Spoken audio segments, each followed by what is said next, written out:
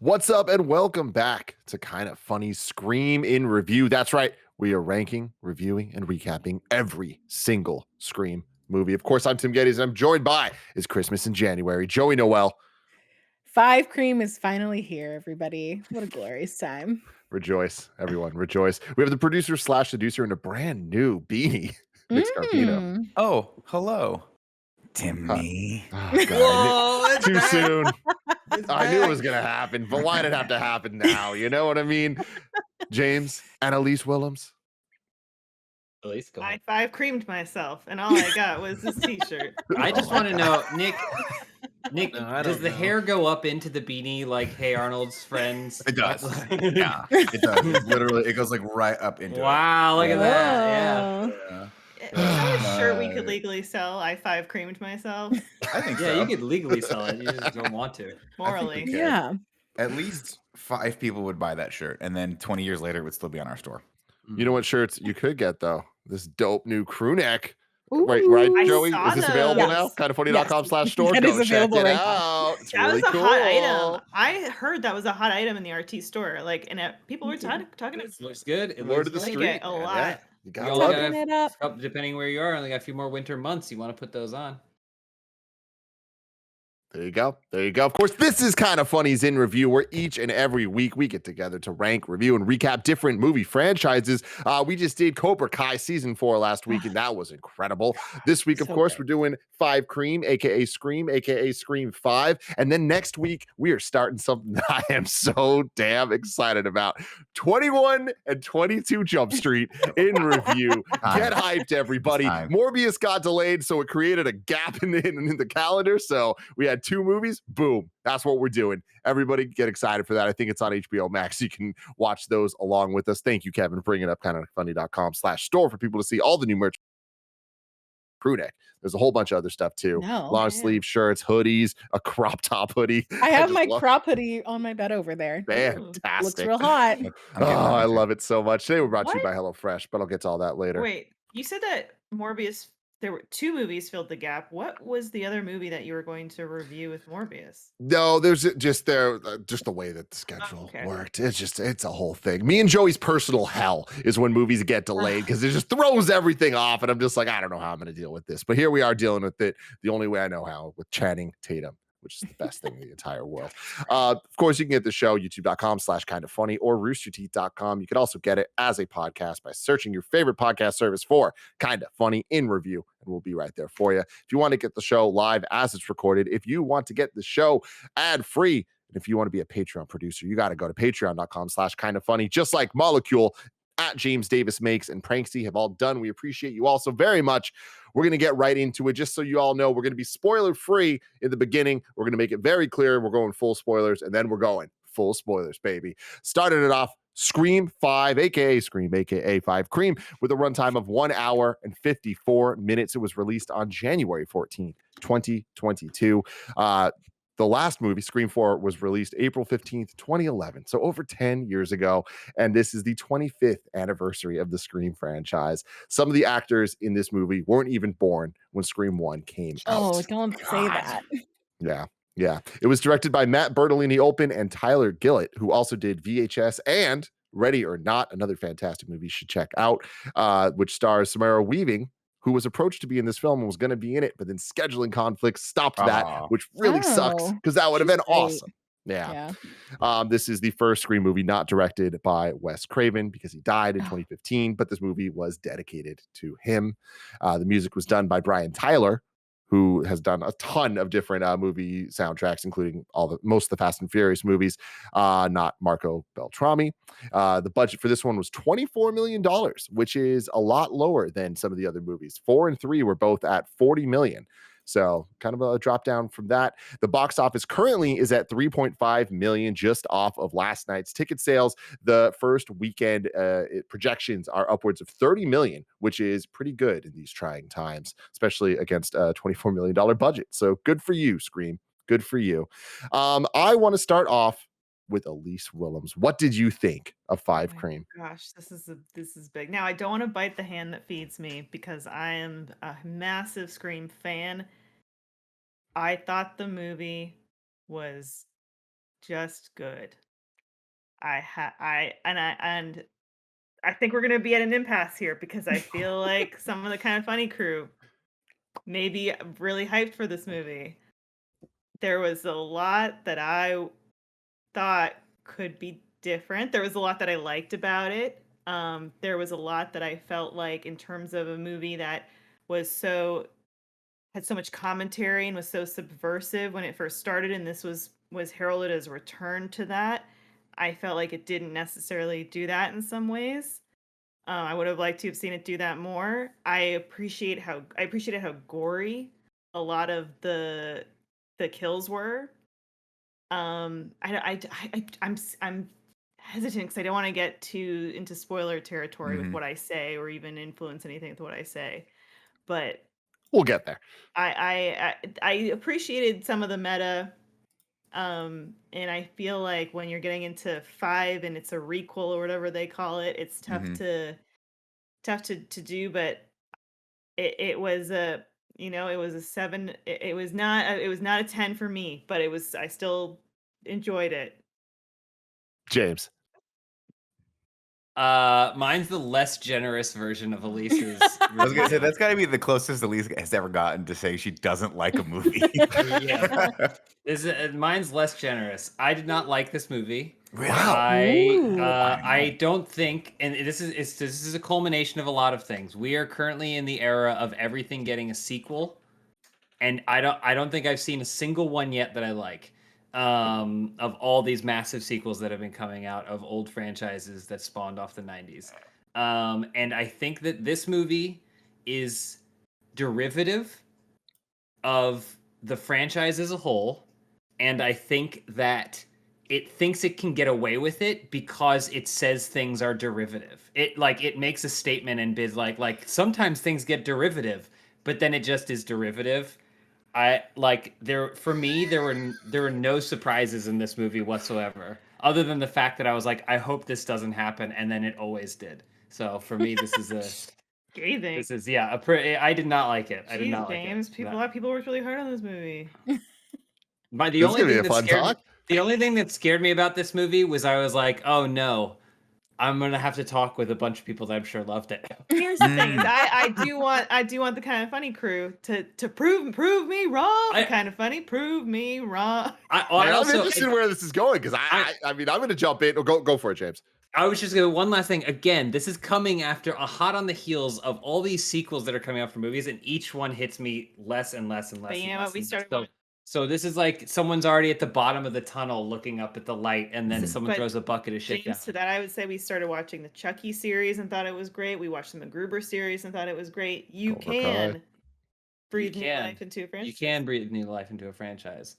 But I'm also like not even gonna watch Book of Boba Fett because no thank you.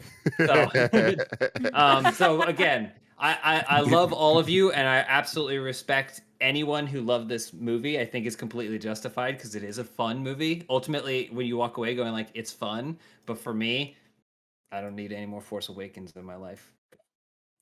So I'm gonna jump in here. I didn't love the movie, definitely. I liked it a lot, and I think that there's I'm a little bit different than James here, where I don't think there's anything bad about this movie. I'm kind of in line with Elise a little bit more in that 7 out of 10 range, but I'm impressed by how good this movie is kind of beginning to end for me. And I think that every little element, whether it's the scares, whether it's the twist, whether it's the new characters, the old characters, all of it was good to me. It all worked. I think that this was a good sequel. I think that they played with the tropes and what they're doing and what a Scream movie is well enough. Nothing genuinely surprised me in a way where I'm blown away. Let me put it this way. It's no Scream 4. You guys know how much I love Scream 4. I think that it's ranked way too low on our list. I absolutely love what that movie did. And I feel like this movie doesn't quite do what it was trying to do as well as 4 did what it was trying to do. So with all that, like I think that I'm a little shocked how down you guys are on it because I do think that it's a good Scream movie. But I am not surprised that it isn't like number 1 for y'all. Joey, where you at? I'm so happy that James and Elise are here because we were talking last night and I seem to be the lowest, I think, out of the 3 of us last night. Wait, did you talk with Joey last night about No, this was before I texted Elise. Okay. And Elise didn't even respond to my message last night. I was scared because I know. I liked it. I think it's fine. I think after thinking about it last night, I liked a lot of the elements. I liked a lot of the new actors that are in it. I liked the kind of the rules and how they played around with the requel stuff, and even later towards the end, like some character motivations. I liked those. I didn't like it all coming together. It didn't quite fit for me.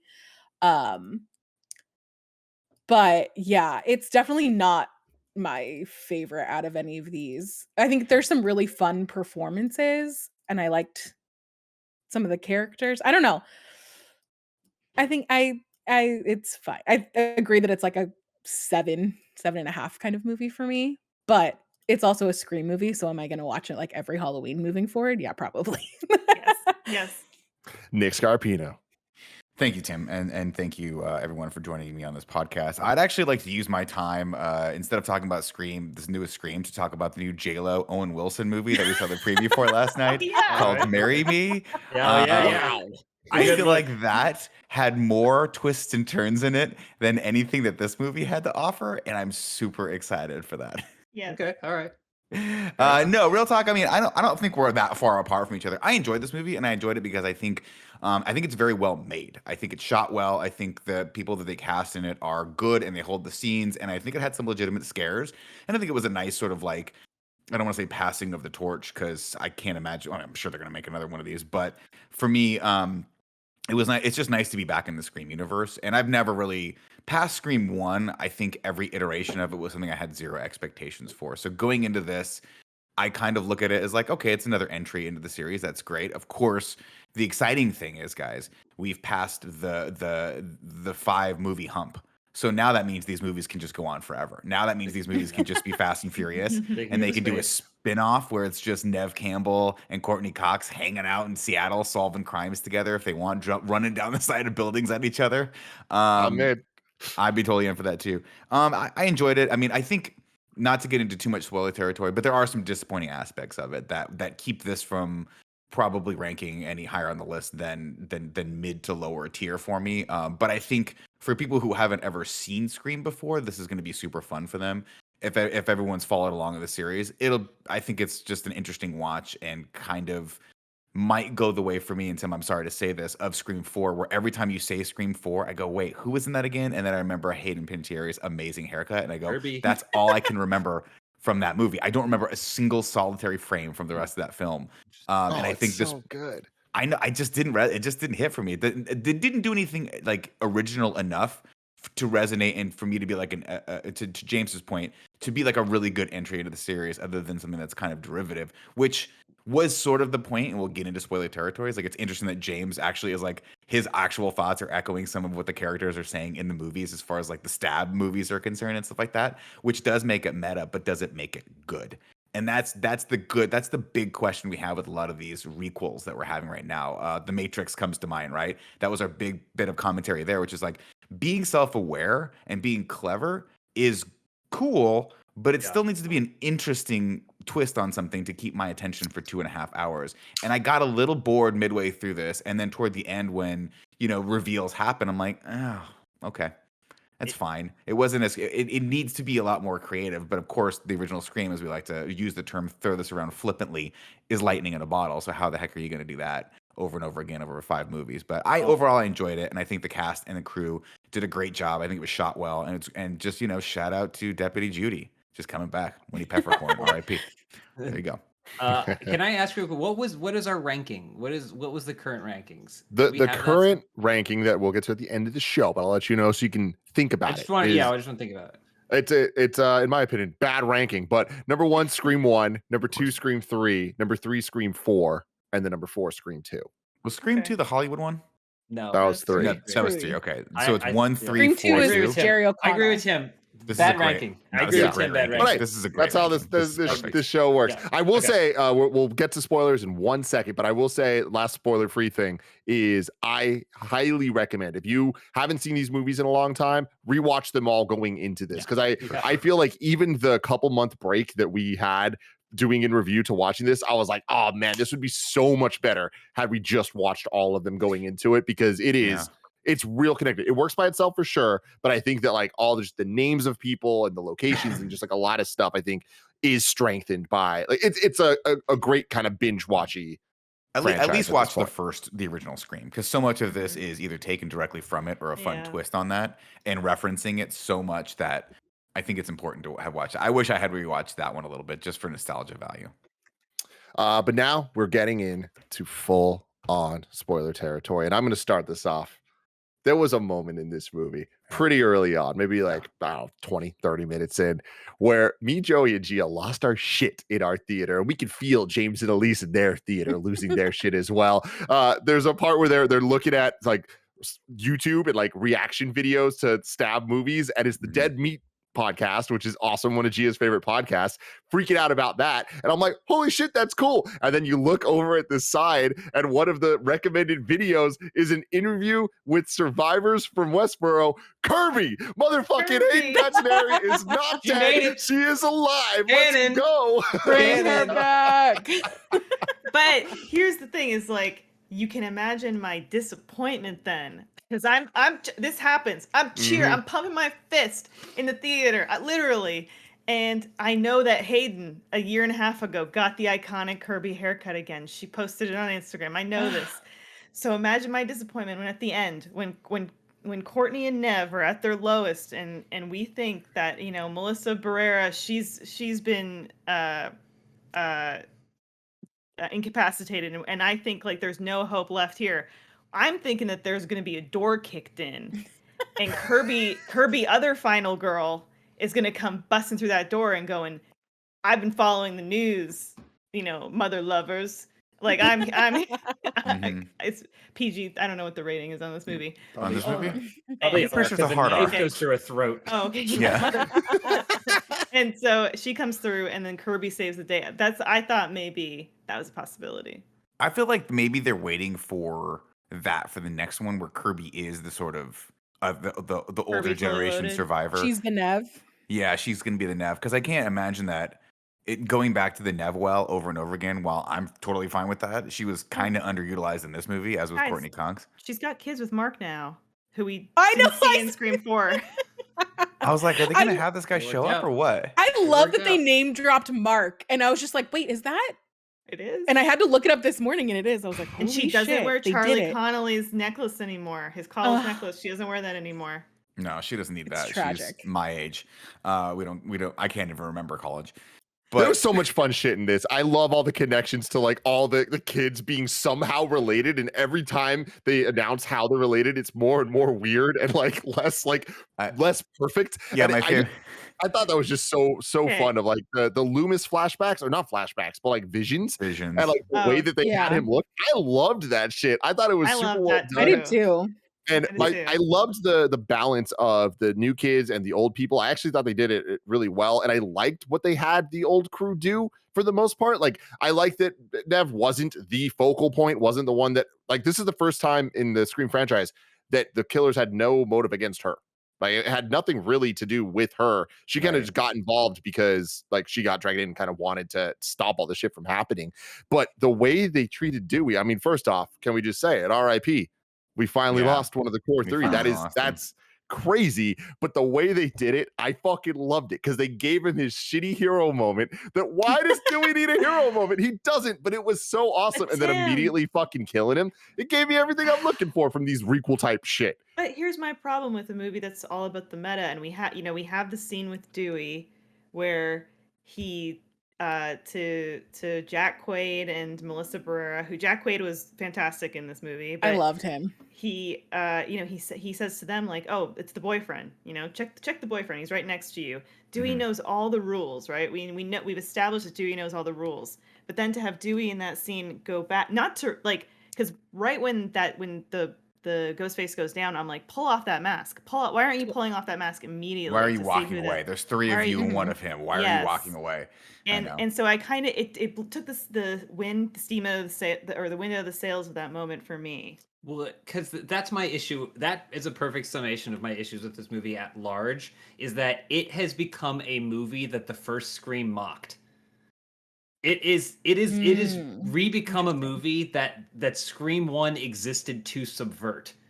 which is you have all these characters that know how scary movies happen, so they shouldn't be doing scary movie things, right? And that's why Scream 1 is amazing. And this one literally had a moment, like there's so many moments that are ridiculous, but it had a moment where Dewey, who's been through this 1,000 times, feels like the only way he can shoot someone in the head is by standing within knife's range. Like, I don't know.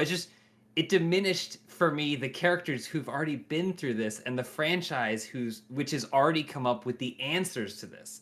I think say what you will about Scream 2 and Scream 3 becoming dumber movies, but at least they picked other things to tackle. Yeah, that was my...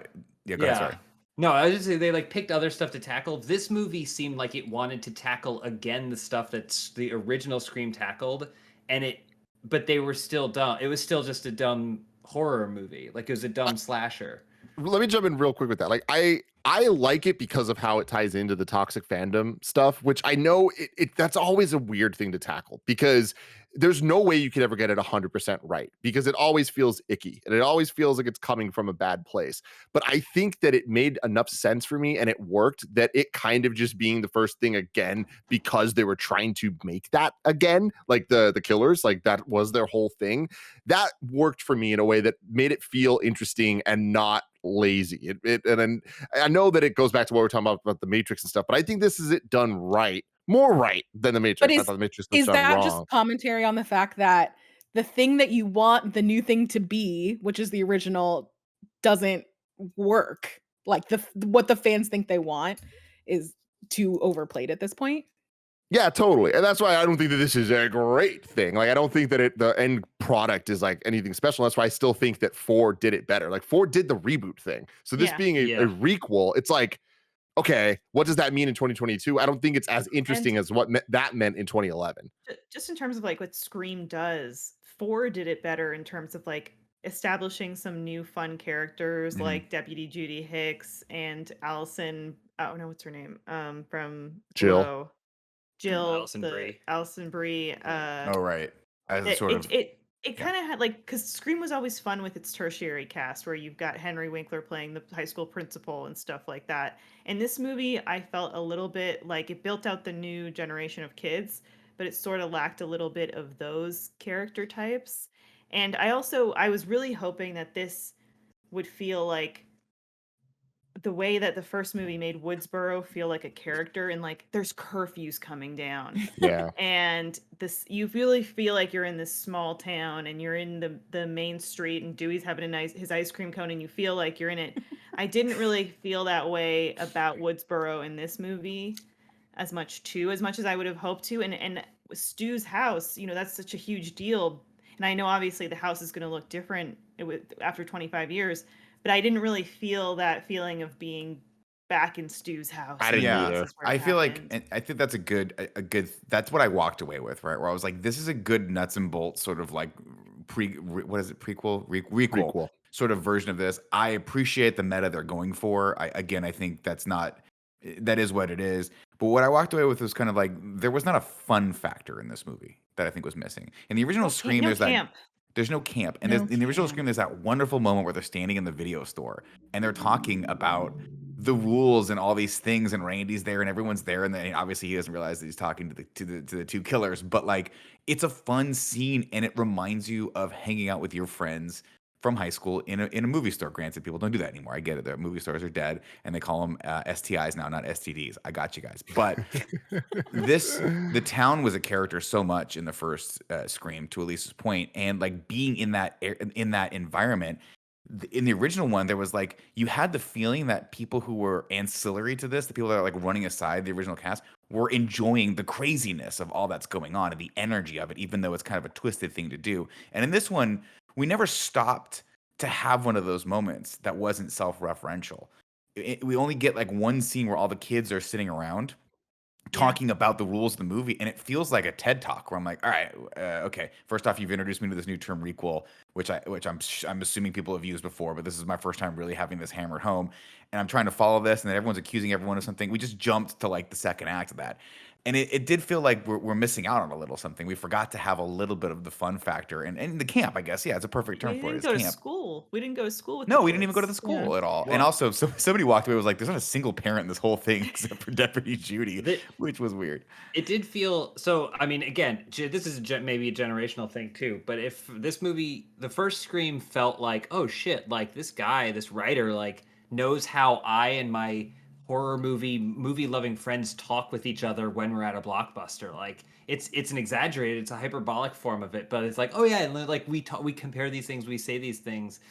This felt like a studio executive or like someone who's like within the industry saying this is how kids talk about movies, but I don't know that it is. Like I don't know. I'm totally on the other side. Like for everything you guys were just saying, like I thought there was a lot of fun in this movie, and I think the fun came from the dialogue and the writing of the kids going back and forth. Like it really resonated with me. I liked all the references to the things that talking about, like, oh yeah, that stab 8 was done by the Knives Out guy, and it's just like that type of dialogue and that type of like the references they're making that aren't just horror movies necessarily, but it's like they're talking shit about Last Jedi. That's where the Yeah, toxic I was fandom like- stuff's Yeah. coming. Like all that stuff. Like that is how I think kids would or people would be talking, not just kids. But I found a lot of fun from that stuff, and I really liked that scene. Like that to me was a scene where I was like, I wanted it to keep going. I liked everything that was being said, and I get different strokes, different folks, all that stuff. But yeah, it worked for me.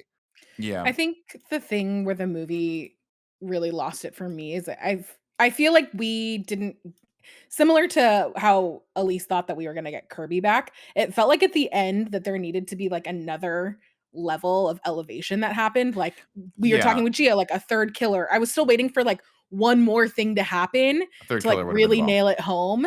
And then when it didn't, it felt like a little bit And see, disappointing to me. that was why where this movie went from like, okay, I'm along for the ride to we didn't stick the ending. Right? Having them just be these cartoonish, all of a sudden cartoonish psychopaths, Yeah. which is exactly how 4 ended. Remember where I think it was Emma How Roberts one who was like, ended. Well, but It is four how- at the very least had The city connection. Yeah, had Yeah. Emma Roberts, which was With the like, big oh, turn, that yeah. was It was awesome. like we thought the victim, but she was actually like just as twisted, and She got what she wanted. That's why I Yeah. like 4 is because it was so close to a retread, but they came up with some sort of twist that they were like, oh, and it even has what we're talking about, that extra thing when you Right. go to the hospital. It's like, oh, whereas the last movie ended here, we've given you more. This movie was like, oh no, we're gonna end the same way. I think they were going for something with the Billy Loomis thing, but for me, other than seeing Skeet, which I'm always happy to loved see, it. love happy to see him. Joey. Welcome back, Skeet. I didn't care at all about. I thought it was weird to imply that you're genetically predisposed to being a serial killer. Yeah. Joey, did Yeah. you like how Skeet gave her like the nod of approval? Yeah, it's like Yeah. murder There was her, no focus. murder. Yeah, her. I can This tell is you your destiny. It's like, wait, what? Yeah, yeah. It was a And little- also, would they have not have?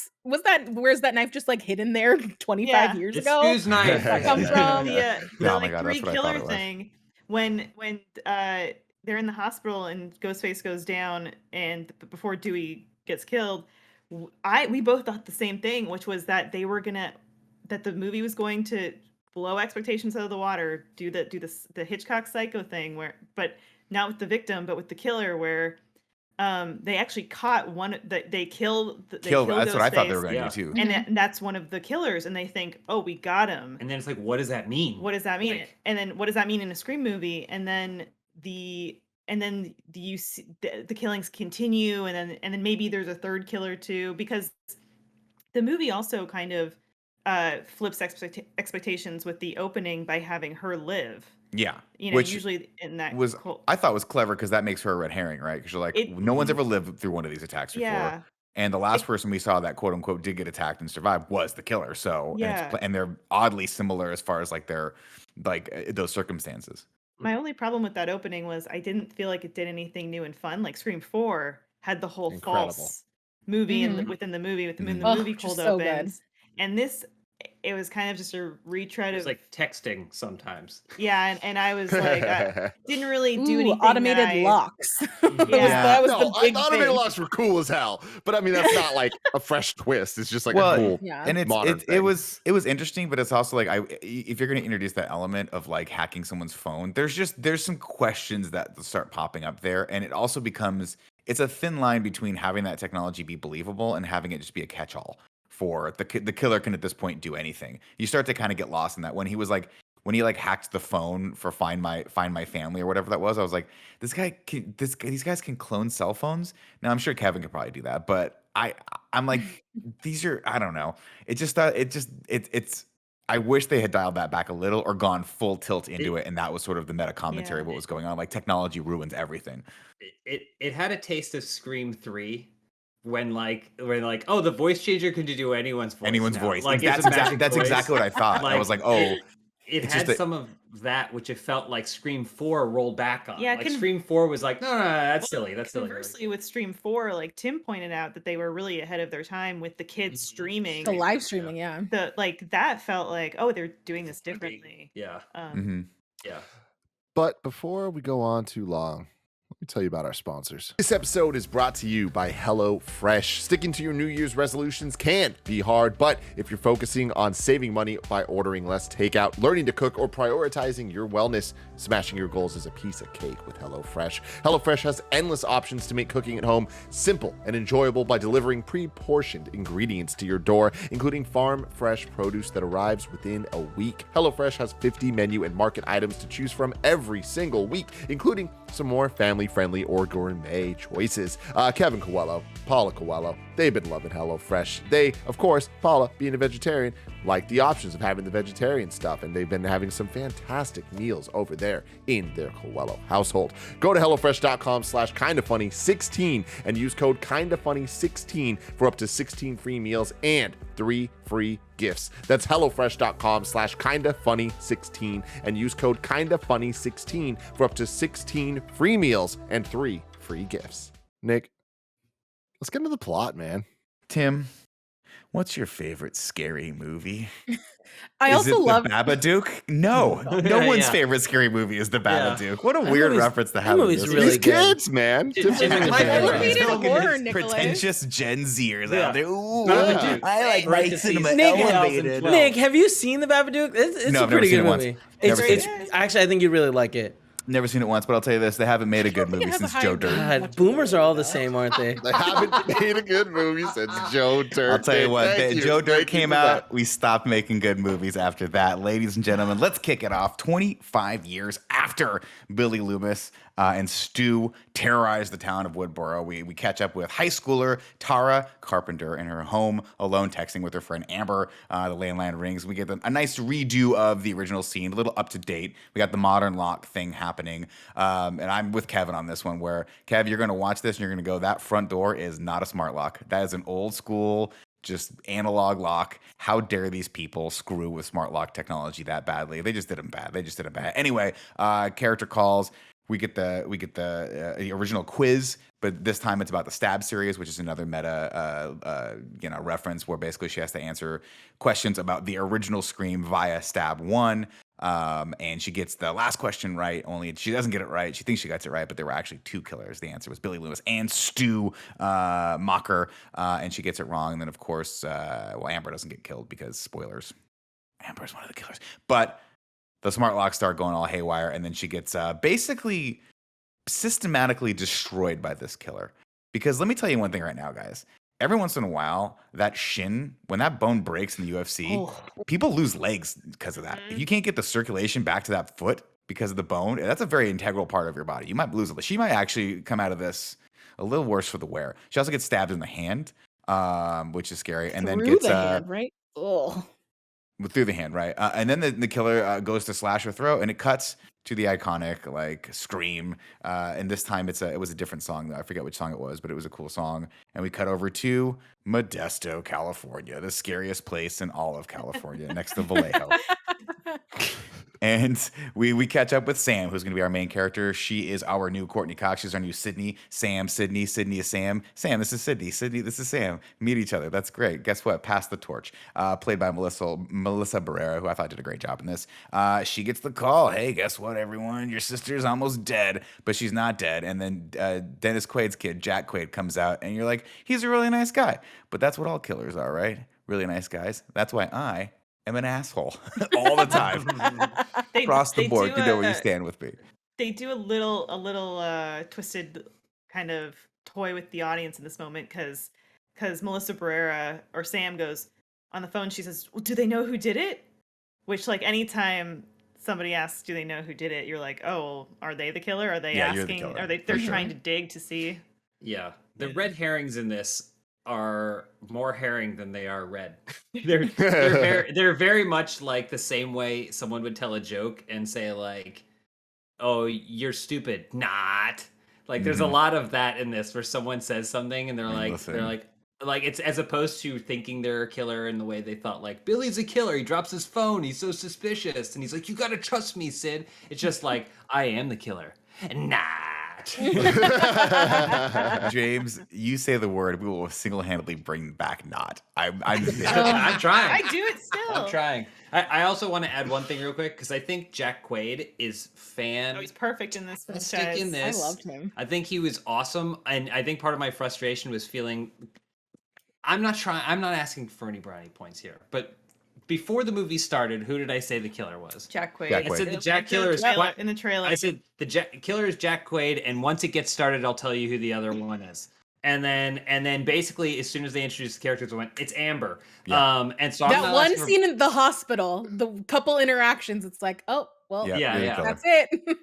See, but go ahead. But I was just gonna say, but I was excited because he was doing such a killer, pun intended, job of like kind of like toying with the audience, like less so toying with the other actors, but like toying with the audience because you're like, oh, but like he is charming, like he's really charming, and he's like, he hasn't even seen the movies. That's so cute. That's I was gonna say that was the great setup, the red herring, where he was like, they're all on Netflix, maybe I'll watch them now, and then he starts slowly but subtly like infusing the Reddit commentary into this stuff. He's like, they're not wrong. Like Stab 8 was kind of garbage, and this is kind of like messing with people's, like, they love this stuff, and these movies do mean something to people, and you're like, that's actually pretty interesting how they get. I like how they kind of fed that in like subtly to us.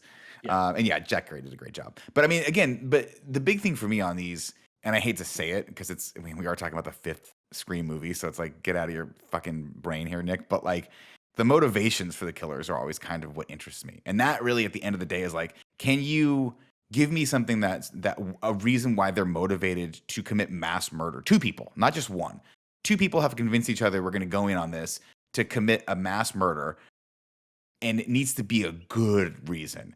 And having it be, I think to Tim's point, like kind of a rehashing of Scream 4, of like the reboot stuff. Well, it's not the motivations at all. That's the thing, is that Scream 4's motivations were so good because she wanted to be famous, and she's like, Sydney got fucking famous from this, like, and all the people involved were famous. I want to be famous too, so I need to be the victim, and I need to be all that. I guess their motivation was like to give Gale Weathers something to write about, or to give the new people a movie that had this rooted in reality. But still, I was just like, I don't know.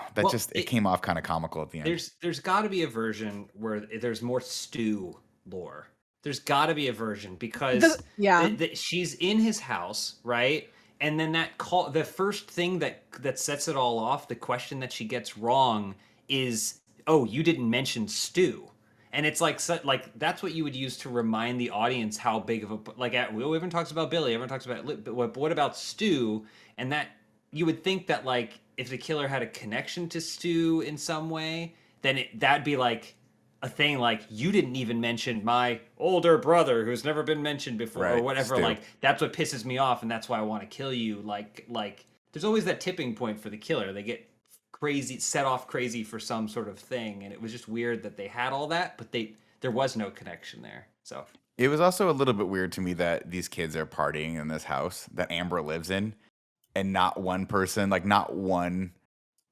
knew that that's the house where everyone got killed in. Well, They weren't 20 years partying. They earlier? were memorializing their friend Wes.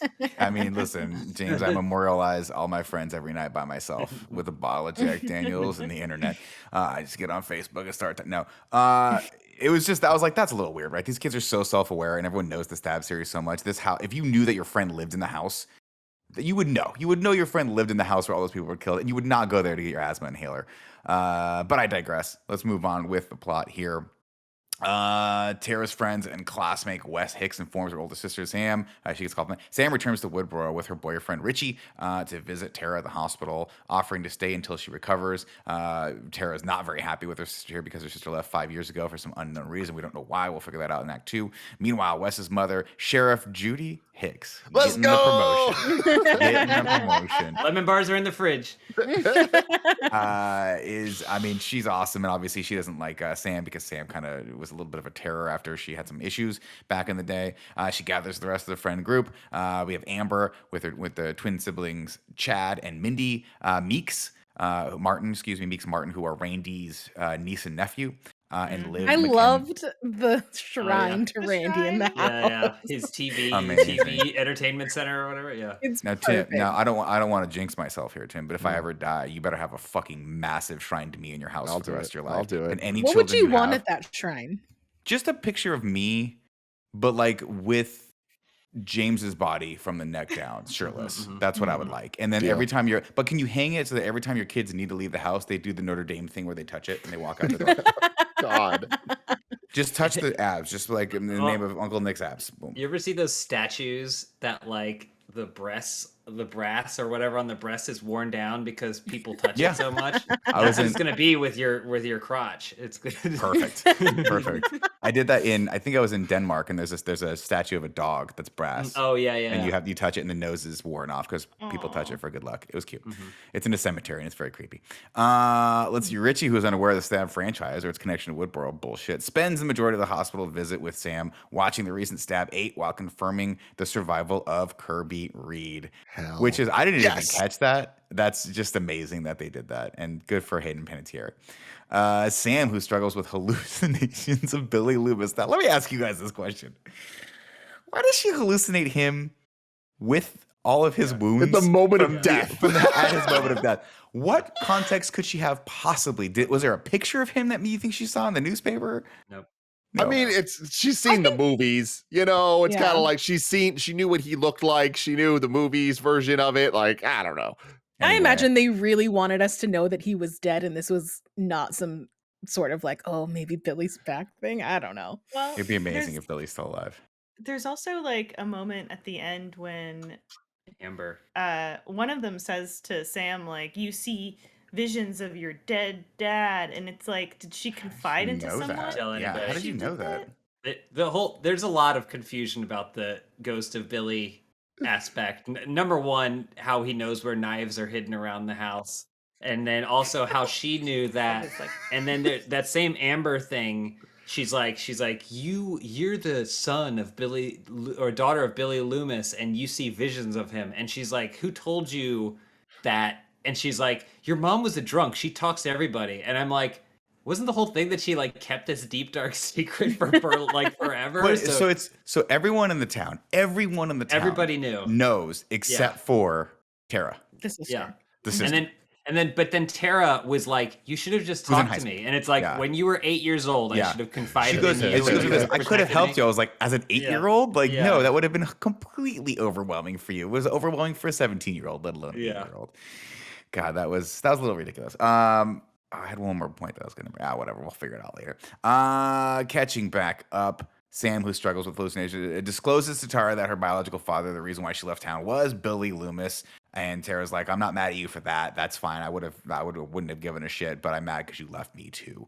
Meanwhile, Liv's summer fling, Vincent Schneider, is murdered by Ghostface outside. And shout out to the song I think that was playing on the radio of his car, right? Yep. Which Yep. is so happy. Red right Red Right Hand. Gotta have it in Gotta there. do it.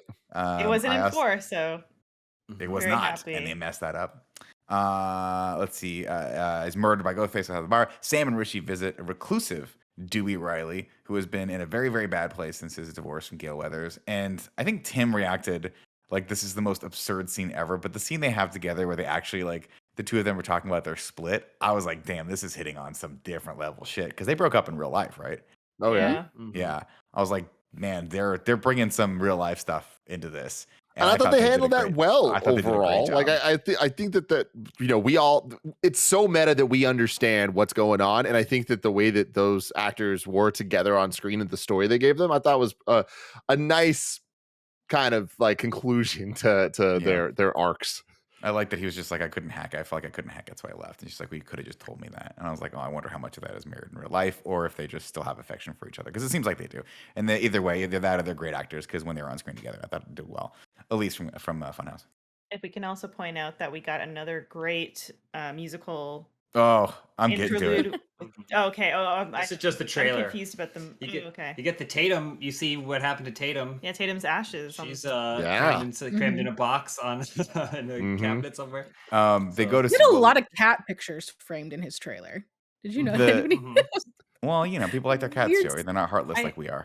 I do love that he watches her on TV every day. I love that. And he Yeah. sends her the text. And she's like, you sent me Oh. a text. He goes, well, I figured you were on camera. She's like, how would you know that? And he's like, I thought that was good. That Hey, was so a he very tells him- funny moment of like Ghostface is back. Like Yeah. leave, like don't go to Woodsboro.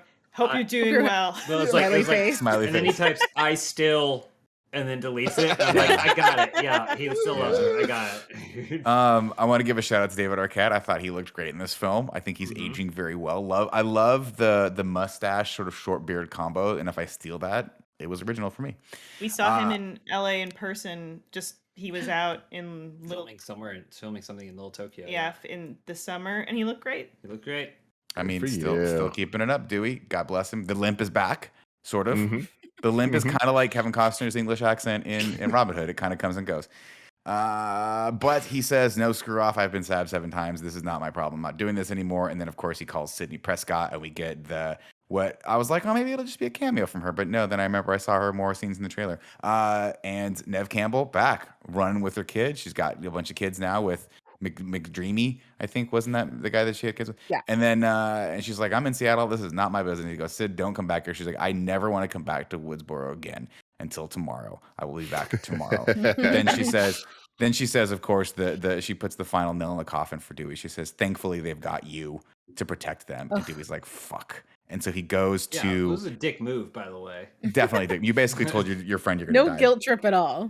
But I do love this moment because he walks over and sees, I think, a picture of him, like a younger version of him and Courtney Cox, like kissing, Mhm. and takes down the wooden like thing underneath it, takes the picture off, puts it aside, opens it up, and there's his old sheriff's badge with the old like 6-shooter. And I'm like, yes. And then the next scene at the next house is when we get the Broken Arrow Yeah. theme for just 1 second. Boom, boom, boom, boom. It's so Dewey's theme. place. He's real fast too. Oh yeah. 'Cause- They're like, we because can't afford Sam this or whatever. fellow. Sam or whatever arrives at that house. They're all going somewhere. Sam arrives at that house, right? And then he's like, boom, right? He's like, Immediately I'm there. helping you. I'm like, did Yeah. he use this teleporter? He got fast. And then, of course, I like the idea. I like when Jack Quaid's like, this guy is having bourbon for breakfast. Maybe we shouldn't let him have a gun. They go in, of course, and then this is where the meta-ness of everything starts kicking into high gear, where everyone accuses everyone of doing everything. And then someone talks about requels, and someone talks about this and this. And my old boomer brain just goes, just tell me the killer. Who's the killer? We get But I Heather do- Matarazzo back for a very Yes. short cameo. Yeah. Amazing that she's the mom. And I want to give a shout out to, I forget what the twins. I forget Oh yeah. what the sister was in, but the Mindy. brother was in Booksmart, and he was really good in that movie. And he's a great Yeah. actor. Yeah. Yeah. Both of them were great in this. They were good. I enjoyed And- them a lot. I liked her as the new Randy character, who was sort of like embodied the spirit of Randy, but with that Gen Z. You know that thing that Gen Zers do, where It's you're the just hair. like, wow, you just don't care about anything. You care about nothing. It looks like Nothing she, makes you happy. Oh, she's in Yellow Jackets. Yes, is she? that's Oh. right. She plays she's one of the younger kids, Lisa. right? Yeah. Yeah. also in the leftovers, I guess. She's also show. in Grey's Anatomy. As With McDreamy. McSteamy, There you go. Mhm. whatever one he is. Sam, they of course say, Sam, you're the killer, and Sam's like, I can't be the killer, and whatever. And then she leaves. Meanwhile, over at Deputy Judy or Sheriff Judy's house, Wes might get killed, and Judy drives really fast. And then when she runs up, she gets killed by Ghostface, and it's really, really heartbreaking. Because, I mean, listen, guys, Ghostface takes me out at night. That's on me, right? That's on me. Corners are dark. I'm not really paying. You know, Tim, my night blindness. Mhm. But you take me out in broad fucking daylight in front of my house. That's fucked up. That ain't gonna It's happen. to fucked big old up. Nick. Yeah. That ain't R.I.P. gonna Judy, happen. man. But you know what? I'm okay with her going. I felt like it was right. I felt like we needed a death. We needed a death that mattered. And so there you go. I always want more of Judy because I will always hold a special place in my heart for that actress because she was Wendy Peppercorn, and that's amazing in The Sandlot. This scene was weird for me, and you can shut me up if you're a little tired of me chiming in. But this No, was also chime one in. of the things that I thought were weird for me because they had all this build up with her racing home to get to him. Then they had him walking around the house with that stalkerish vibe with a lot of the false, oh, music sting, oh, I'm opening the fridge, I'm opening the closet, like a bunch of times. And then it all culminates in him just like getting stabbed in the throat. Like there was no cat and mouse kind of vibe that I feel like we've seen in other Screams. Like I think one of the things I love is that the killer will like appear, charge, miss, get his knife stuck, trip, fall. Like there's none of that, and it feels like it was exemplified in this scene because there's a fun way where you could have done it, where you have Judy racing to get back to him. He does all that stuff. You're like, oh my gosh, you still think at this point he's gonna kill the kid, Right. right? But then he opens the front door and sees Judy dead on the ground, and he's like, and you, the audience, are like, holy shit, like she was trying to get in and he killed her in the front. And then when he turns, like, I don't know, it's just, this movie didn't really have much cat and Ghostface mouse. wasn't clumsy enough in this one. Not even clumsy. Like Falling over Ghostface just kind of like appears, stabs, and then just leaves. You say, Well- like in the. Oh, sorry, Nick, go ahead. I was gonna say I do want to give a shout out to Amber, who when she's in the Ghostface costume is 6'4" She is 6'4" and grunts like a man. And grunts like a man. Yeah. and can judo physically toss lift Dewey into the yeah. air with 2 knives. I was like, Yeah, damn, yeah. this girl's doing some CrossFit shit. Yeah. I was a bit bummed about Judy's death because to the point of this movie being a little bit lacking in the camp, I felt like Judy in Scream 4, she's so much personality character. Camp. Yeah. And then she's Remember not. the I mean, remember the shot where she's just standing in the background of the dark? You're like, Judy, what Yeah. the fuck are you doing? What are you standing back there? she's just so toned down in this one. Yeah. And Being you know, cheerful change you. yeah, I didn't really get the full Judy. I felt like. Well, I also thought the kid that was the kid from 13 Reasons Why, the guy that played Wes, I thought he was one of the standout for the cast for me. So killing him I off really liked earlier, I him. was like, oh, Yeah, it's unfortunate. me too. But someone's got to die, guys, because this ain't a fucking tax movie. This is Scream. Meanwhile, Ghostface, let's see, at the hospital, Tara and Richie are attacked by Ghostface, who is subsequently injured by an arriving Dewey. Sam, Tara, and Richie escape, but Dewey stays in an attempt to finish Ghostface off once and for all. And the second that elevator door closed and he turned around and he had his hero moment, Tim audibly hype yelled out loud because we all knew what was coming. We're like, Dewey's gonna die, and this is Dude, his but death moment. it was just such a moment. Like they made him a badass, and it's like He's a bad nobody motherfucker. wanted Dewey to be a badass, and they did this I did. sequel requel thing where it's like, boom, we're just doing this. We're giving him his moment. He hits slow mo. He has his fucking gun with the close ups on the gun and shit. I'm like, what are you doing? And then they immediately just fucking kill him. I'm like, what? No, Okay. And it was the I love it. brutal double stab thing. I was like, oh, poor. I mean, again, well, I guess we did see his body coming out of a body bag. But hey, we thought Kirby was dead. Maybe Dewey will come back in the next one. I do want to give a shout out to the fact that as the killer killed Dewey, she said it's an honor, which I feel like was actually just kind of like a, hey, it's actually an honor to be the person that would have taken this character, like to kind of sunset David Arquette's character in this. I actually thought that was a really nice thing. I mean, they're stab fans. Like that's their motivation is that they're toxic stab fans. Like I just mean in real life, I feel like that was the filmmakers being like, "Thanks for your service, David Arquette. You've been fucking awesome in this series." That's how I took it, at least, because I was like, I think Dewey's my favorite character in this whole movie, in the whole series. I just love David Arquette's goofiness, and I think the rest of the movie kind of misses out on that. To at least He's like the heart of Scream, and so to have him gone halfway through was tough. Big blow. But the story continues. Sydney and Gail arrive at the hospital to learn of Dewey's death. Courtney Cox has a good moment here where she cries in the seat. Sydney approaches Sam and asks for her help on stopping the killer, but she's like, nope, I'm going to do what everyone should fucking do in these movies. I'm going to grab my sister, my boyfriend, and GTF out. Sydney places, of course, a tracker on Richie's car, which we never see. And we're like, where'd you get that tracker from? But I do love the line where Dewey was like, Sydney, do you have a gun? And she's like, I'm Sydney fucking Prescott. Of course I have a gun. Not only does she have one gun, she has that cool case with 2 guns. James like, we're gonna have one day when we move in together, where it's like Oh, 2 yeah. guns side by side, and we Yeah. pull them both out, and it's gonna be peace and maker. But she put the tracker on the car, and then of course the kids get in the car and they're like, "We got to get the hell out of here." Tara, like teenagers do, they just leave their stuff everywhere. Forgets her inhaler. This is another thing that kills me, is because if they left, I'd be like, this is a different direction. We're going in a different, like, if they left Woodsboro and then the movie had to figure out how to keep being scary and pursue them somewhere else, I'd be like, oh, that's new, that's different.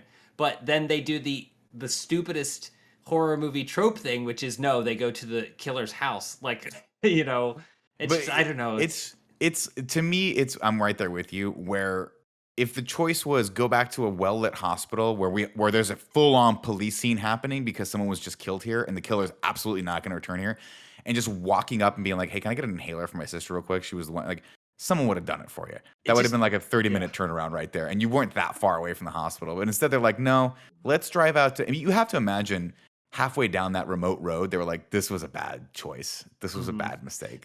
But again, back to how good Jack Quaid is in this. When later on when he reveals he had the thing and he's like, I can't believe that worked. That's like me playing like Secret Hitler.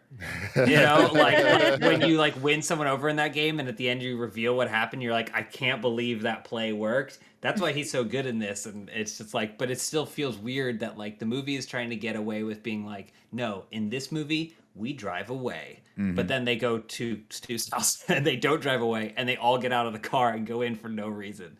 They go in and it's completely silly. But I will say the reveal of it being Stu's house, because I think they did a really good job of shooting it. And of course, you know, the twins get stabbed. All this stuff happens. The guy goes down outside, which I thought was a brutal death. Or actually, he's not dead. Yeah. And then, of course, as she turns around when they realize where they're, like, she realizes where they're at, as Sydney's like, oh my God, look where they're going, and calls her and says, you're in Stu's house. And Sam turns around and the camera kind of pans out for the first time. And you see the foyer and the staircase, the iconic staircase. And you're like, oh no, this was a bad idea. But dude, then of course, I like turned my brain off. I don't know how, because I'm usually really attuned to this shit. I'm noticing fucking Kirby YouTube videos of the suggested thing. Until that moment, I didn't realize it was the house. And I don't know how I did. They purposely shot around. Yeah. They shot it from different angles than the first one. To make sure you never got a full wide shot. It's super close. And it was very dark, dimly lit with like LEDs, so you wouldn't have seen like, the walls. Instead of going to the fridge in the garage this time, it's going to the fridge in the basement. How many fucking... This is irresponsible. Refrigerators take up a lot of power. You can't have 3 refrigerators. And maybe they were like, hey, remember that time that what's her name got killed in the garage? Let's move the fridge down to an even scarier Put it in place, the house. the basement. Yeah. We get a lot of nods, of course, in this scene to the original, where they're watching now that movie, the scene of Stab. That's a recreation of this scene from the original Scream, and now we're watching that. So there's like 3 layers of meta happening here at the same time. I was a little disappointed, though, when we watched the recreation of that scene, that they didn't pull bigger actors for it. Because one of the Rodriguez film, you know, it's a big movie. But one of the things that I loved was seeing Tori Spelling and Heather Graham and all these great, like all these like banger of like actors of that era that were like kind of hot but kind of on the way out for a time. And then I just didn't recognize anyone in the scene. And maybe that's me. Maybe these are actors that are super contemporary and stuff that I just don't know. But I would have liked to have seen someone of that ilk be in this, someone funnier, because the guy that was Randy didn't pop out to me at all as being anyone. It would have been actually amazing. How would you do that? Because you'd have to... I would have gotten Timothy Chalamet. But it wouldn't make sense because Timothy Chalamet couldn't have been in a movie with Heather Graham. The timing doesn't work out. There's no way to make it work. You need the it people from like you need like Brendan Fraser. Yeah. That would have been amazing. Yeah, Brendan Fraser. Yeah, I'm with you that having more fun stunt casting would have been great there, but I'm just such a sucker for the movie within a movie stuff, and seeing more of Stab 1, it's like, oh, this is just so fun. That's why I argued so hard to have the third one so high on the list, because I just feel like that was a fun twist. It was a fun movie. It's silly and fun. Up until the end where it becomes a Haunted Mansion movie. But I digress. Let's go back to this party. Everything goes down, and Amber reveals herself to be the killer. We do have that little switcheroo where Tara's tied up in the upstairs thing, and you're like, oh my God, is Sam going to release her or not? We don't know, because it's been put in our brain that maybe she is one of the killers. We've seen it before. And then it all squares away. Elise? Yes, I'm sorry, I know we're ahead of this in the plot, but can I just speak really quickly of to course. when one of the twins, I forget his name. Chad is the twins name. Oh, Chad. Okay, so when Chad like goes outside looking for Liv, and they're tracking each other's phones. Mhm. Just recently, we had a conversation with a friend of ours who was talking about how her Gen Z sister like does this with her boyfriend, where they like share their locations and stuff, and like Mhm. all their friends do this, and I'm like, we would never do that. No. Like Me, it's me and my friend group all have each other on Find My do Friends. you? Oh yeah, like Gia's sister. It's a very selective group, but yeah, it's I fun. don't- It's It's just weird, fun to be like, man. oh hey, why are you down there? That's cool. This We've is no had offense fun to any of you surprise guys. lunches every once in a while. No offense to any of you guys, but the second this camera turns off, I'm in a world all to myself. I don't want you to know where I'm at. I don't want to know where you're at. You live your own life. We'll bring it back to the table next time we podcast or drink at a bar in Vancouver or Toronto. Yeah, the last holdout was my friend James Burke, who we finally got on, course, and we of forced course. him to do it because he is infamously late, like every single time we're doing anything. And so now we know when he's like, Okay. Yeah. about to leave my house in Yeah. 5 minutes, 30 minutes past, we're like, you're at fucking home, James. Yeah, we Joey. didn't see you, bro. Joey, how do you feel about the tracker? A lot of my cousins who are like 5 or 6 years younger than me are all about it. And I'm like, you guys are weird. Like, I do not need to have all these people knowing where I am at all No, times. I don't need So I am not a fan of Find My Friends. The only time I do it is if like I'm traveling or something like that. And then it's more of like a safety thing. But Yeah, like, I could see that. I could see I that don't if like need if to just you were have it yeah. on. Also, It- in this day and age, it would just be here. And that's not very exciting. I know that's the It's- saddest thing is the real reason is because I just don't want you guys to know that I never leave the house. Yeah, Sometimes. it's bathroom, It's- couch, bathroom, Mhm. bathroom, couch. He's been in the same 400 square feet for Yeah. 14 days. So we should call someone and have him go knock on Nick's door. We need a Real talk. wellness Sometimes I check. have to force myself to leave the house at night just to Yeah. go get a coffee or something because I just Yeah. don't. I feel like I have whole days where I don't leave this room. Couch, bathroom, yucks, then back to bathroom. Yuck, yucks. Whoa. Canadian. That's amazing. Of course, Amber reveals herself to be the killer. Sydney, and we don't know who the second killer is just yet. Sydney, she shoots the girl in the head. Sydney, That was and- brutal. That was brutal. Sydney, and she's like, see, I could have totally been the killer. You thought I was boring. She's like, I know you're not the killer because I am. Bye, you are boring, girl. Shoots her in the head. And then Sydney and Gail arrive, and I love this scene because they immediately get out. They go to the back. Sydney opens up the cool case, the porta brace case, takes out 2 guns, hands one to Gail, goes, "Are you ready?" And she goes, "For this, never." And then they look toward the house, and we get that beautiful wide shot of them walking in, and they lock the fuck in. Something It's clicks so in them, cool. and they're like, "Let's go kill this motherfucker once and for all." And then Amber comes out, and she goes, I'm shot. And of course, the audience Loved this knows. part. Oh no, Yeah. she's the killer. Don't trust her. And they don't even skip a beat. They're like, "What do you think? Trap? Yeah, that's totally a trap." And she goes, "Fuck it." And so they start just shooting at each other. Now I'll say this though: if you think it's a trap, aim your gun first. This is the first kind of rule of all of this stuff. Aim your gun at the Dewey. When you're walking up, aim your fucking gun at. You got 6 shots. Start shooting the thing in the head. Also, just go for the head, Dewey. We learned this after what Scream they- 3. That's what kills me about this movie is they all know, they state that they know, and then they still do the thing that you They would do still if do you the didn't thing. know. So it's like that scene of them being so badass culminates in Courtney Cox getting shot in the belly. Mhm. Like Shot in and the I'm belly. That's not how it should work. It should have been. She should have come That's out. the one It's a trap. Boom! They blow her away, and then now there's another killer. So, like Right. I mean, Yeah. it just was weird. That would have been great. Instead, she gets shot. She goes down for a convenient amount of time.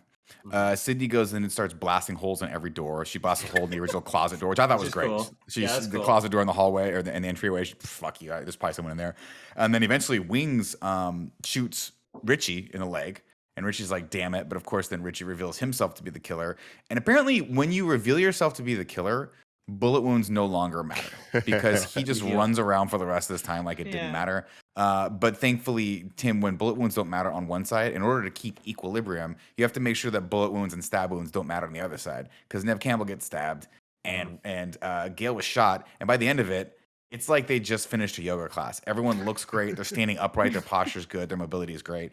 But Except The for adrenaline. Tara. Yeah. Tara, Who, Right. I love the classic Scream thing of her coming back, and the way she comes back is awesome. You're about to get to it. of course, Amber, of course, first gets a Amber's what I meant glass. to say. a glass bottle of hand sanitizer to the face, little nod to COVID, and then somehow accidentally turns the stove on, and then somehow accidentally gets her head and whole body lit on fire, and then gets shot and goes down. Well, because they passed the torch. Yeah. She burst Yeah, into they flames. There you go. We did miss the fact that the whole point of this was that it's a commentary on they have to it's toxic fandom. The fans need something. They need real life inspiration. So the whole purpose of them doing this film is that Richie and Amber are trying to write another real life story in the Scream a chapter in the Scream Stab franchise, so they can actually make a good movie that doesn't revolve around Ghostface in a silver mask, sleeveless. I guess maybe it was Vin Diesel. We don't know. I don't Couple other love this. little- I don't. What's up?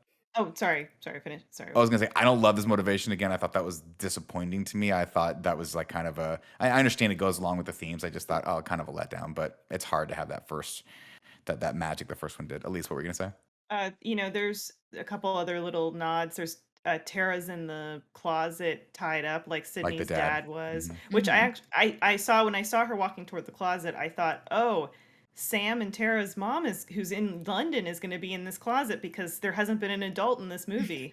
So, this must explain it, why she wouldn't fly across the Atlantic to get back when her daughter's almost murdered. But no, she has business. So she can't come back. And then I think like the whole her catching fire, the whole movie I was trying to remember where I knew her from, and it's Once Upon a Time in Hollywood. She's one of the Manson followers, and she gets lit on fire in that. Yes. Set on fire and shot thing. a bunch. That's right. Yeah, She's typecast. she's fired. That's her girl. thing. Typecast. That's her Wow. thing. Yeah. Of course, she gets lit on fire, goes down, and then Richie and Sam square off as Nev, and it doesn't matter. Man, Richie gets the beat on her, and Richie's like, "I'm gonna kill you." And then somehow, after 20 years, nobody noticed that knife under the curtain except for the ghost of Skeet Ulrich, who gives her the nod. Go ahead and murder this man. I don't understand the intention of what they're trying to tell me with this. Because I think the lesson- idea, Go ahead, please. lesson that I gleaned from this was she needs to accept her past. But how they delivered it was, it's okay to be a serial killer, guys. Yeah. It's 202022. You can be whatever you want to be, and people have Some to people are accept just you. destined to be serial killers. It was hard. Any It's other not thing. a serial killer. It's defense. Yeah, Like, it wasn't- unless she goes out there and like It's turns into a serial killer. Like, she's a murderer, sure. Well, Sure. but I think I it's mean- more the movie frames it in such a way that she has to tap into her innate serial killer instincts to yes. survive, which doesn't Yes. make any sense because it's sperm. But Yes. but the fact that she dives on him, stabs him 1,000 times, Yeah. he's begging and pleading, and then she slits his throat with like a glow in her eyes. I'm like, that's not how it works, and I don't know what you're trying to explain to me. I love like, it. I love it. Like because he it's, goes, it's "What?" fun at the cost I of think- making any fucking well, sense. To counter that, I mean, I guess she's someone that's been running away from her identity Past, her yeah. entire life. So now they're like, she's Embrace coming it. to terms with it. But Yeah, but her identity is who she grew up as, Sure. not the father who she never met, who had sex Yeah. with her mom. Like that's would the you have preferred that Skeet wasn't de-aged and in this no. movie? Listen, I'll take it for Skeet. I'll take it for Skeet. don't- And also the scene where he's in the rearview mirror is like, what is this movie? But I'll take it just so that Skeet could have come back. But I still think it was a very weird thing to put in a movie. It's just like an unclear, very muddy theme. It was- payoff. I'm with thing. James on this, but I think it culminates with her. I like the image of her. I think she did a great job just stabbing the shit out of him and just letting the beast out. But then Richie going, "What about my ending?" And she goes, "Here's your fucking ending," and then slitting his throat slowly. I was like, "Damn, worth it."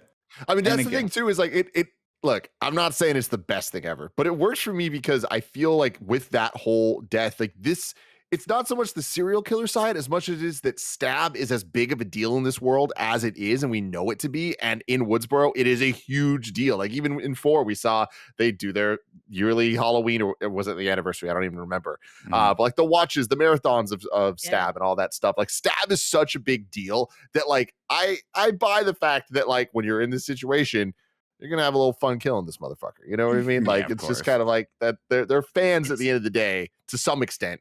Mm-hmm. It's Uh, equally cliched, but I feel like there's a way to do it where she's being tormented by Skeet this whole movie, and then at the end, she sees him as she's about to do something she might regret later on, right? Like slaughter this person like a pig, and then sees him and decides that's not who she is. That's not who defines her and who she's gonna be. Lets him live, giving him one last chance to scare, and then she does something defensive. Like that's what they've kind of already established as Sydney being the thing. Like that's how you salvage her as still being a hero, right? And then it's like, oh, okay, she made the right choice, and so now the ghost of Skeet can float away because she isn't like him. See him go to heaven. Having the opportunity to Hanging out unskeet with herself, Stu. she did. I Wait a just minute. for me the conflicting part was like there's a moment where she looks right and she sees the ghost of Billy and Skeet always gives him the and for some reason I got a flashback, spoilers for Ghostbusters Afterlife, of Harold Ramis as a ghost being like, and I'm like, what is this just going to be a thing now in every It movie? is. I think it is a thing now. Like, Oh, Skeet Ulrich God. is still alive. It's true. It's true. But they did. Shout out to the de-aging effect. Speeding right along here, they of course she kills him, and then but Nev Campbell and Gail Weathers tell her what she's like, you can't walk away. You always got to shoot him in the head, because they always come back for one more scare, but it's not Richie Richie's pretty much dead. His throat is open. He's not coming back. But who does come back is a half burnt to a crisp Amber, who runs at them with a knife, and Tara just canoes her head with the Beretta that was dropped by Sydney.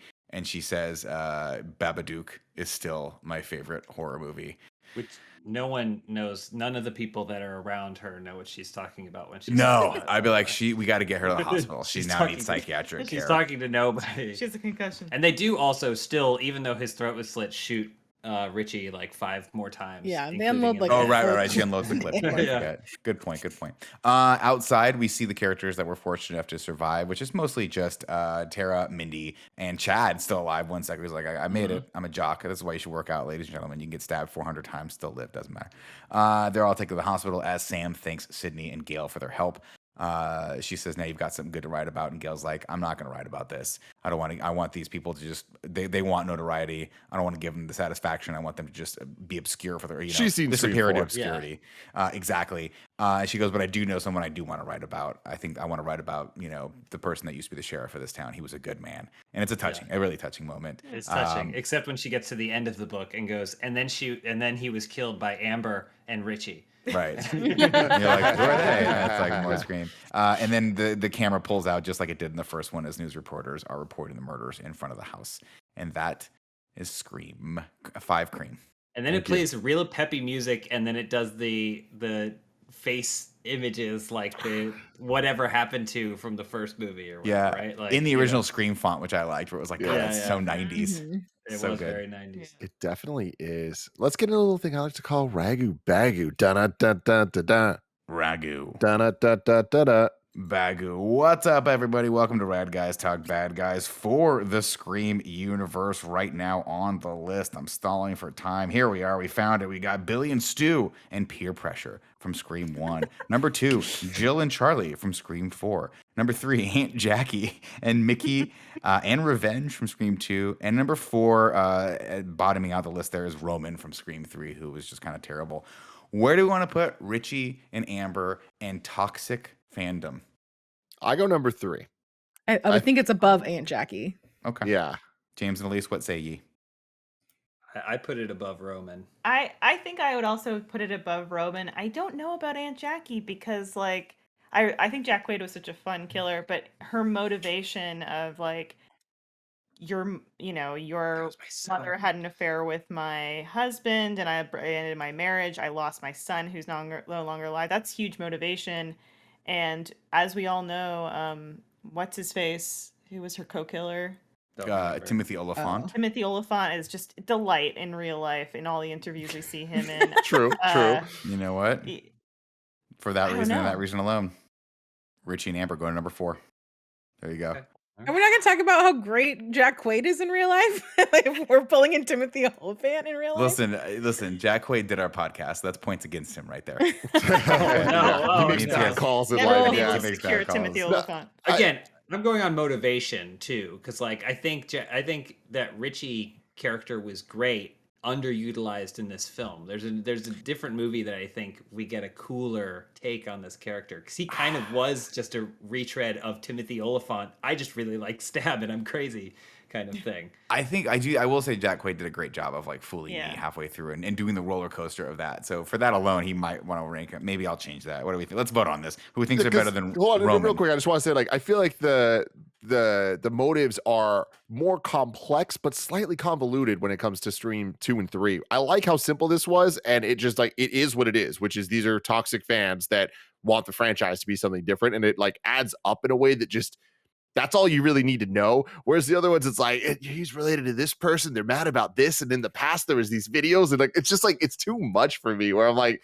I liked what we got from this, and I liked the kills and all that shit as well. So, but nowhere near as much as 1 and 4. So, all right, I'm changing my vote. We're gonna put him at 3. That's what we're gonna vote. Amber and Richie, Scream 5. Then we have Aunt Jackie and Mickey in Revenge, Scream 2, and then bottoming out the list is Roman and us Nick, from Scream 3. Just so you know, that's not how voting works. You're changing. You're just well, deciding. we already the list. Nick, We already- because I he think knows Nick the was vote. the Nick's swing. the Oh, swing you were the vote. swing vote. I'm Yeah. sorry. Yeah. I'm wagging the dog. Is that a term? I'm wagging the dog. Wagging the dog. Hey, if you're wagging the dog over there, does that count as our premature ejaculation segment for the Halloween one too? I think it might actually. I forgot about that. I think it might. There you go. oh man, now For it's the time. one listener that wanted that bit back. Yeah, there you go. It's now time to rank the Scream cinematic universe. Currently, number 1, Scream 1. Number 2, Scream 3. Number 3, Scream 4. And number 4, Scream 2. I can't believe we ranked Scream 3 at number 2. I can't believe it. I can't either. believe Thinking we about did it, either. I'm Me and so Elise- proud. What were we I'm so thinking? proud. We love that I'm so movie. Me proud. and I'm Elise shocked. were and I'm John No, I were did dying too. I'm with Tim on that this one. I don't remember how I voted at the time, but I am shocked that this is. I think where it we was are me, today. Elise, and Nick Yeah, that I think put it so. at I number was 2. so in. I love that. I love that they got all those I'm a actors from the sucker for 90s to do camp, that. man. Me too. It was Me so too. campy and so It's fun.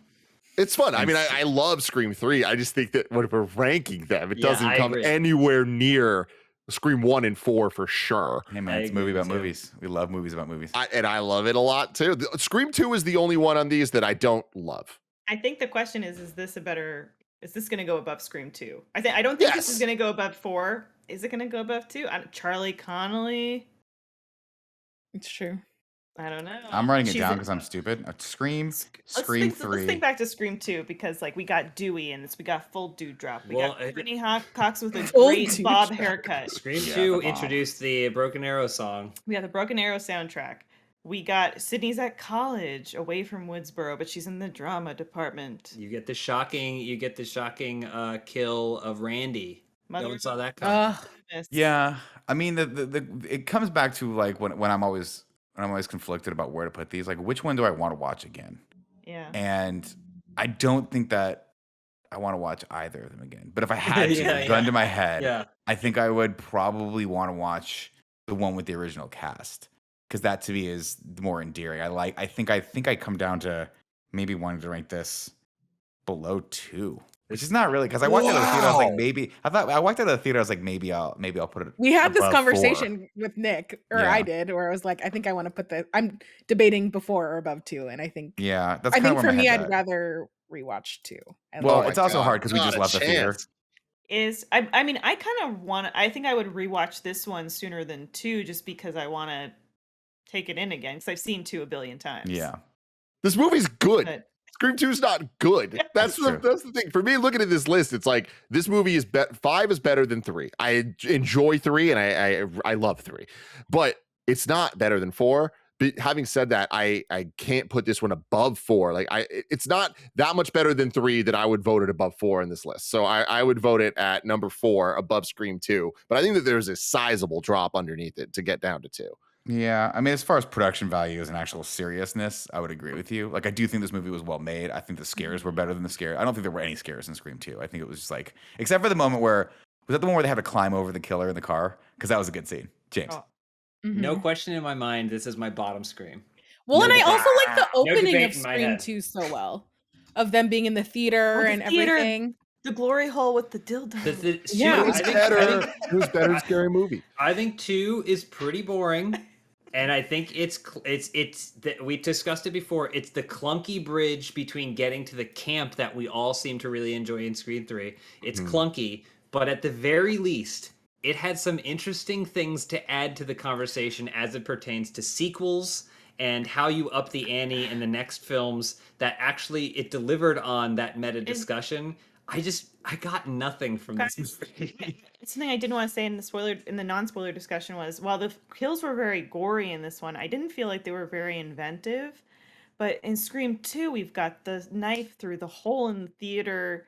We can't forget about Sarah Michelle Gellar. I do want to point out From there the was top of the sorority house. I want to point out there was not a glory hole in any of the Scream movies. You're right. I just want at least to know that there was no hole. At least there was not a hole. I remember it pretty specifically because he gets his ear tickled first. I remember it. No, that's a Scary Movie. That's the first Scary movie. I think. All Joey right. Noel, where are you putting it? I think I'm putting it under 2. Wow. Okay. And then Nick, where are you voting? Tim, you're not wrong. This is a much better movie than 2 as far as just the raw mechanics of it.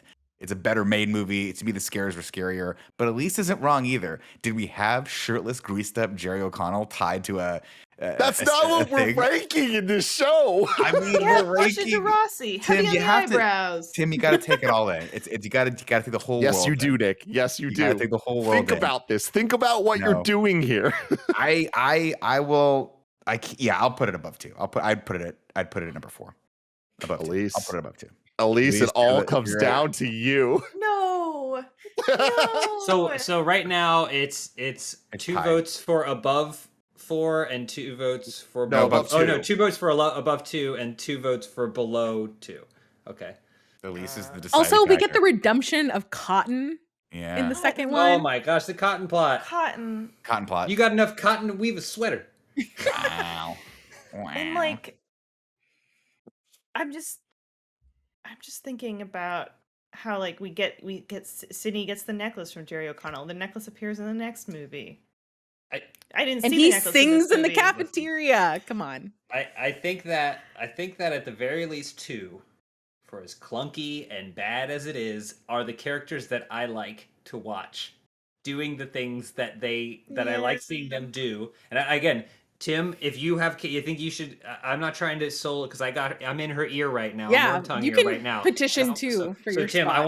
I think you should also make a case as well because There's the scene in the classroom. They're in the classroom and they're talking about there are no good sequels, like second movies in a trilogy, and The Godfather 2, and there's there's someone else that's in that scene. I feel like Joshua Jackson.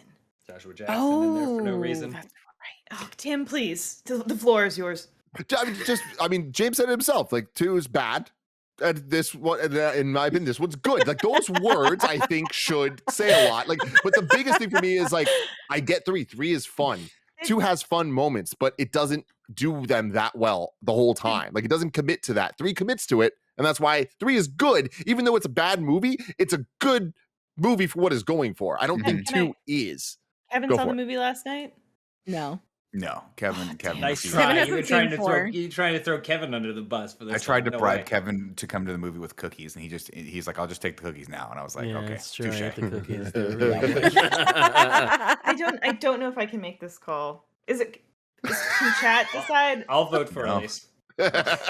Elise, this is on your shoulders, and this is a big deal. This is It's a big huge deal. Tim's gonna hate me forever. Yeah, he will. It's great. I'll love it though. Scream 5. Here's the thing. I like, even though I didn't like it as much as Tim, I totally understand why Tim. The reason, Yeah. it's not like okay. I'm like, why are you saying So this, Tim? All of them are completely valid. That's why I We love doing were- this To be show clear, so much. I'm not talking about it like I talk about Scream 4. I love Scream 4. I do Yeah. not love this movie. Yeah, we put I the just think bad it's guys. good. We put the bad guys above Aunt Jackie. We Yes. did. We ended up We putting did. them above Aunt Jackie. Only because to be honest, Aunt Jackie was like, you saw that one coming from a mile away. You're like, they got Aunt Jackie in this, and she's kind of she's acting real weird Yeah, the she's entire time. dicey. Okay, I'm sorry. I'm gonna put this just because Aunt Jackie got the dub. I'm gonna put this above Scream, or no, I'm gonna put Scream 2 above 5. It's bottom Scream. There you go. Final rankings of the Scream universe so far. I'm sure we're gonna get more movies out of it. Lisa's tortured by this. Sorry. She's probably gonna text you after this, Tim. This just so you list is know. ridiculous. But number 1, Scream 1. Number 2, Scream 3. Number Yeah. 3, Scream 4. Number 4, Scream 2. And number 5, Scream 5. 5 cream. were we Excuse me. thinking, Five guys? cream. This is one of the most bonkers fucking in review lists I have ever seen at the end of it all. But you know what? Scream That's the 3, beauty of in Scream review. 3, You get people, Scream yeah, 3. Scream 3. Shout out to Scream 3 Yeah, for that's sure. Scream 3. But man, you gotta love it. You gotta love this show. It's the process. You gotta respect the process, everybody. But let us know in the comments below what your rankings of the Scream universe are. I know a lot of people might not be able to watch Scream 5 yet. I do think you should go see it when you get a chance. Maybe not in theaters, but do watch this movie. I think it is good at the very least. But until next time, James and Elise, where can people find you? You can find us every day at youtube.com/funhouse. If you want to, you can head to the Rooster Teeth store and pick up a James Angel t-shirt. He's back. Woo! There's no He's no back. t-shirt for Graham Reaper. No Graham I Reaper know, t-shirt. it's just my character. You can see it in Oh, AHW, tragic. the new wrestling show on Rooster Teeth. But Yeah. yeah, Yeah. thanks so much for having us, guys. I hope that we could come back for another review, but I understand that I may have burnt a bridge today. You're welcome anytime. Anytime. We got to figure out the next one. But until then, I love you all. Goodbye.